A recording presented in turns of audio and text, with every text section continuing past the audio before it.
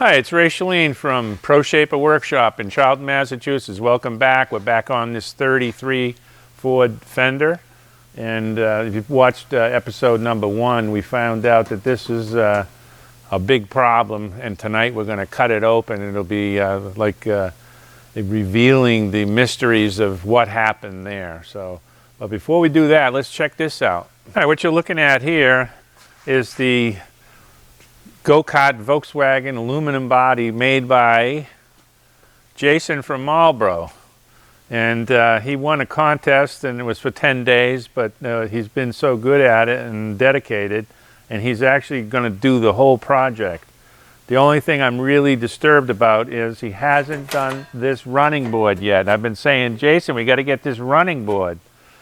He's been diddling around with these panels here. He's got these almost finished, and then hopefully the running board. But I just want to ask you, Jason, how much shaping did you do before you came here and learned? So no shaping. I had no shaping experience before I came here. No shaping experience at all. You never used an English wheel. No, yeah. No. I started in February. So February. This is progress since February. Yeah, he comes in a couple times a week. Yeah. No, it's just when I started, it seemed like it would take forever to get it done. But it's amazing. We only have the running board and then this finishing up this panel here, so we're getting very close. So it's amazing how fast how quick I've learned, and I think it's due to Ray's patience and his ability to explain things, I think, in a simple way. It's exciting to be so close to the finish line. Yeah, and he signed on actually for the whole deal. He's going to help make a new chassis for it and make it running and everything. This is going to be for my grandson. And it was another group of guys at another class. It was like 5 guys that did this wire for him. It's a custom one-off VW, and hopefully my grandson's going to fit in there. Well, let's get back to that 33 Ford Fender. All right, so here's the other Fender. This is the left side Fender, and both of them are pretty choppy. They got a lot of little dents, micro dents, and good-sized little dents. And I've focused on this part here. I've thrown everything at it. I've got the Diagnosing on there, and also magic marker, and now this is black lacquer. And I've smoothed this all out. I've used the shrinking disc, my slapper, and we'll cover this in another video, maybe part 3, showing how to get these nice super smooth surfaces. I've got this part pretty much done. There might be a few little micro spots I got to fix. Over here still needs attention. There's still a little bit of chatter over in here that needs to be fixed. And I found this little spot to be really tricky to do. Right in here is a real bugger. It's hard to get your slapper in there. It's hard to get a hammer in there. But from here over is not that bad. But the whole fender, it has been sandblasted. It wasn't warped. And they put the gray epoxy primer on it, and basically I have to sand off the epoxy primer. I use that little Harbor Freight sander. I don't have it right here right now. Oh, here it is right here. This little 2-inch Harbor Freight sander with 80 paper will sand that primer off really, really nicely. So the rest of the fender is going to have to be addressed. This is probably beat up a little bit along the edge here. And then there's some in the back I got to do. So this fender is actually a pretty pristine fender for a typical Ford Fender. Its partner there, the right side, is got that bad damage spot that we're going to cut out right now. All right, the objective here is we want to find out what's happened to this wire that's in here. So we don't want to cut right through here. We're going to have to peel this away. And we'll make rounded corners. The rounded corners on these patches are a little better to weld in rather than a square. It's not that big a deal, but that's what we're going to do on this one. Yeah, we're going to use these little Dremel cutoff wheels. They have this really little cool quick change capability. Now that's the actual size of the cutoff wheel. They're 1/32 inch thick, and we're going to use those. And we'll sneak up on it here. We got to cut these corners. We'll sand those corners in after.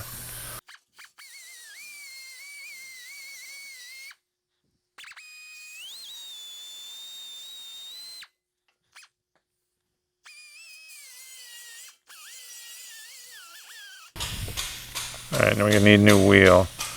That wheel was worn down quite a bit already. So you pull this little lock down, pop it in, turn it, and then it locks like that.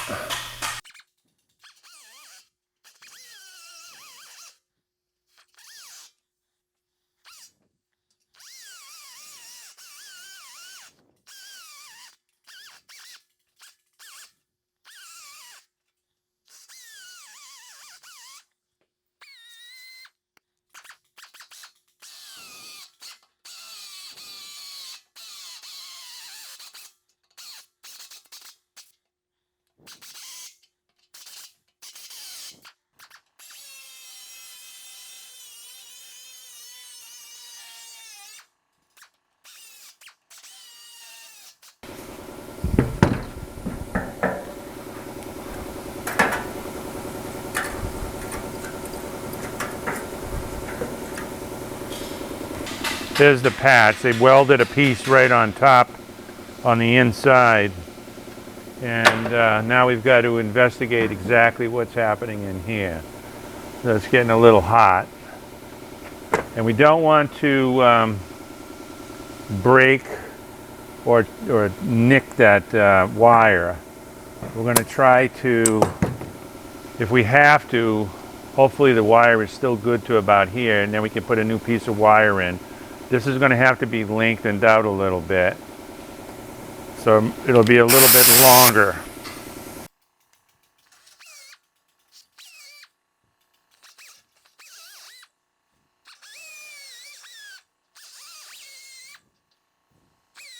Let me get a pair of pliers. All right, we cut the little piece out. I took the pliers and broke it loose here. And we're going to slowly whittle away at this.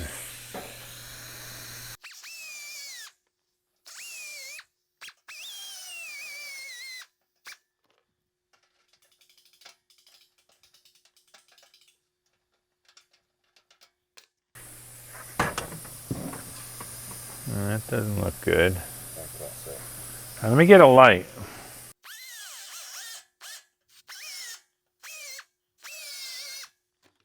I'm going to use these little nippers. Then we can peel that out of there. Let's see. There we go. There's the wire. Look at that. There's, what's it, like 80 years of rust or something?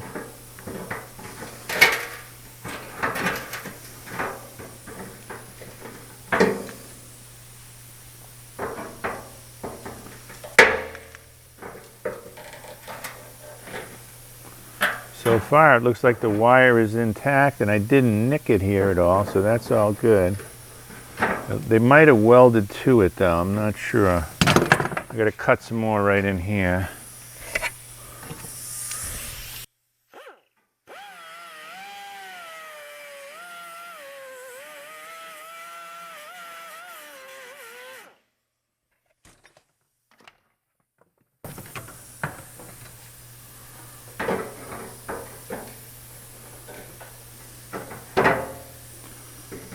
Let's open in a tin can here. Now that should come right loose, but apparently, okay, it looks like there is a break right there. Yeah, they might have put a piece in there or something. There's something odd right there. We've got to get this unattached. It might be welded. Might have to grind it all the way. So let's continue with this little one. The wheels wear out pretty fast, but they allow you to do this little precise work without wrecking anything.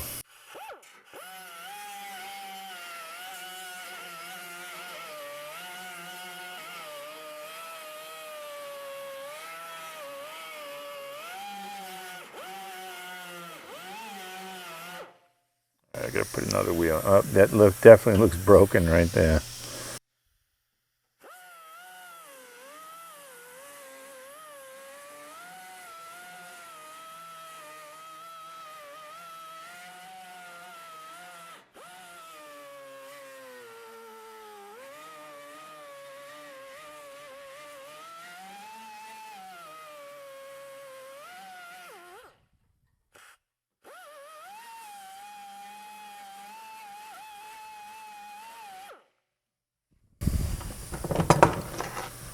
I think they used hardening rod or something. This stuff's pretty hard. I don't know. Let's see if we can break that loose.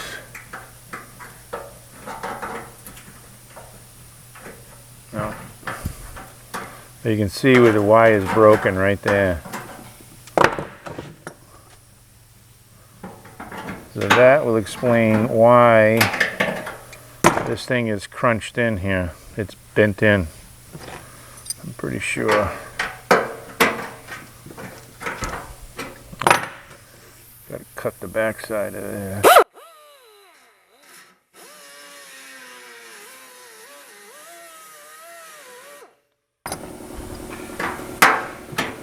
There we go.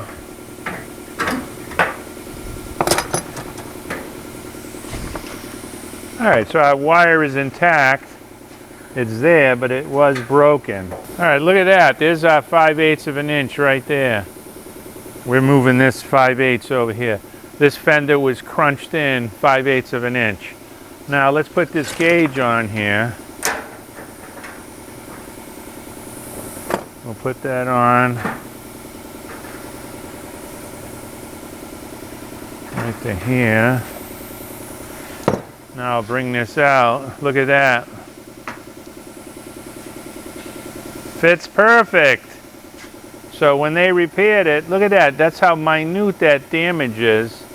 It looks like the wire broke, but it pulled it in. When they put the patch in there, it shrunk it and caused all that pain and suffering. So we're going to make sure this measurement is correct, and we'll hold it while we're doing the weld. First, we got to clean this wire up and probably cut it with a scarf joint and put a new piece in here, and we'll have to wire brush it to get all the rust off of it. So we'll be back after we get that done. All right, so we're going to clean this rust up a little bit.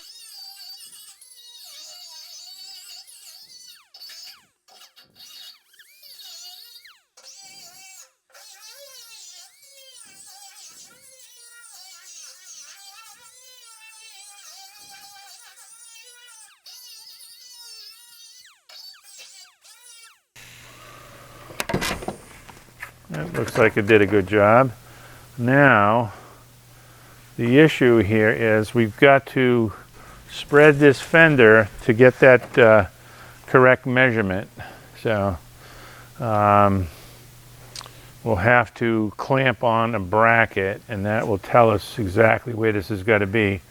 It's only a little bit that is open here, but if we weld that together right there, let's see. Yeah, we can probably do that. We can fill that in. We might do that. We're going to, if we put a piece in and we have two joints to do, this one's going to have a big void in it, but I think we can fill that up.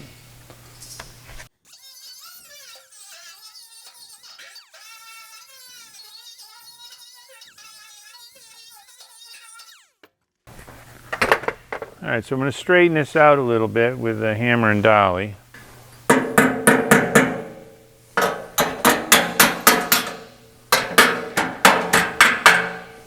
All right, we stretched that fender out, and we've got a gap of about 1/8 of an inch that's got to be made up right there. Now, I could scarf joint that in. A scarf joint is two acute angles coming together and welding it, and you get more surface area. But this is going to have a piece right in the middle, and I'm going to be able to cold forge it or hot forge it after, and it'll probably expand it a little bit. So I'm using a 3/32 rod. I only got 40 amps. We'll see what happens here. I'm going to try to blob it in, and we'll forge it and grind it after.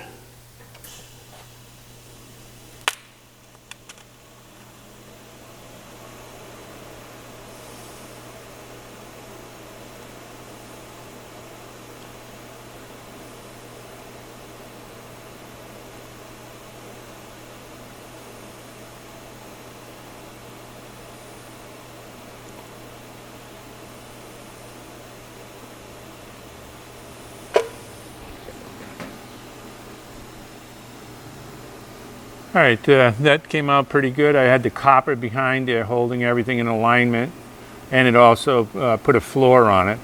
we're best to tip it over and then try to get the back side as well. So we'll do that next. All right, we're going to weld the back of that wire now. You can clearly see it. We got the little Harbor Freight LED light here. Lights it up nice. But before we do that, I just want to remember to say that everybody, please tell all your friends. Let's get some more subscriptions. Let's get the comments coming and the likes, and also ring that little notification bell. Every time there's a new video, you'll be able to see it. We're trying to build this channel. We did the Rust video. We got crazy views on the Rust video. We do a beautiful video like this, which shows you some really good stuff, and it just doesn't do much. So you got to spread it out on social media a little bit. Help us build the channel. Thank you.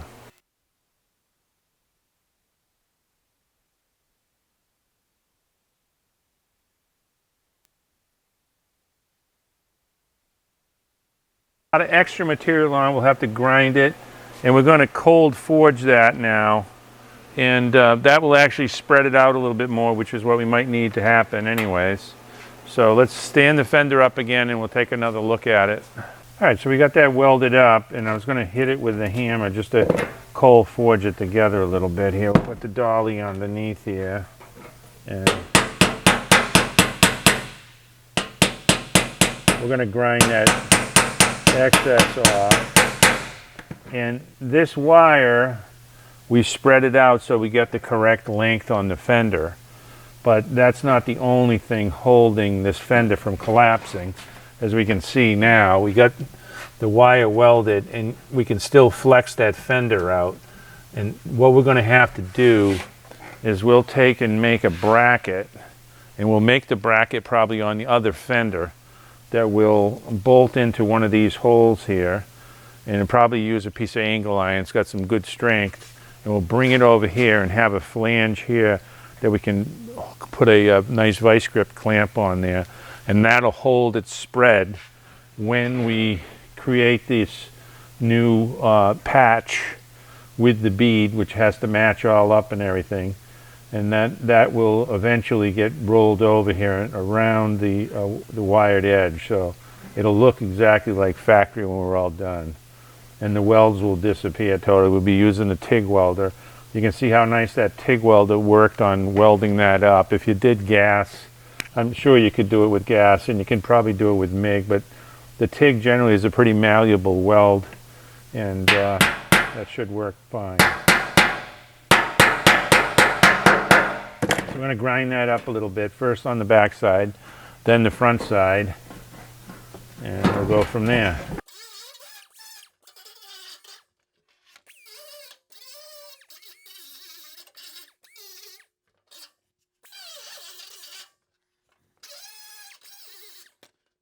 Right, that's that. Now we'll tip it over and grind the front side.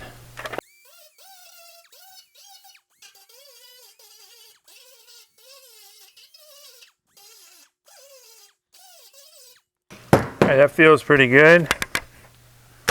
And now we'll clean this opening up a little bit. We've got a little drum sander. We'll sand out those edges and corners there.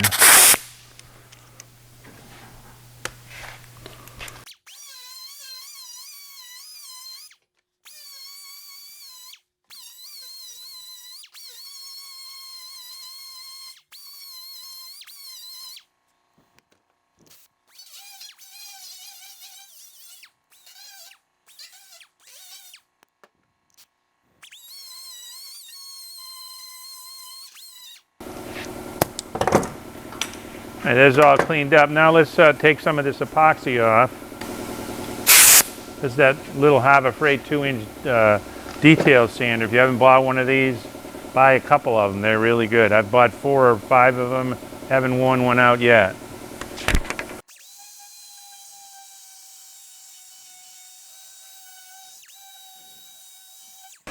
We'll have to sand on the inside too, because that epoxy primer really screws up the welding process with fumes.